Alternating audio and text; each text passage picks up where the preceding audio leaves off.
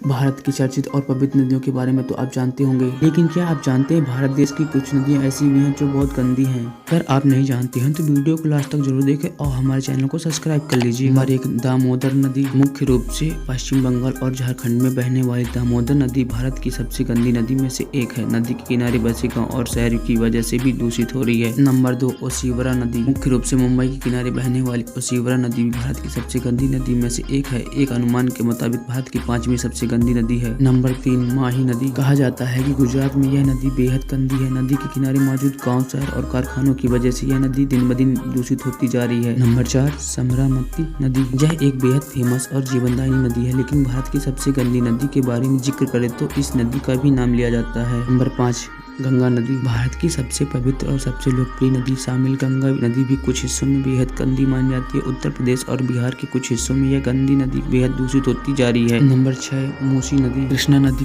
की सहायक नदी मूसी नदी भारत की सबसे गंदी नदियों में शामिल है। इस नदी के किनारे बसे गाँव और शहर नदी को दूषित करने में अहम योगदान है। नंबर 7, हिंडन नदी। यमुना नदी की सहायक नदी हिंडन नदी भी सबसे गंदी नदी में से एक। खासकर उत्तर प्रदेश के इलाकों में यह नदी काफी दूषित होती जा रही है। ऐसे ही गजब की इंटरेस्टिंग वीडियो देखने के लिए प्लीज मेरे चैनल को सब्सक्राइब, लाइक और कमेंट करना मत भूलिए।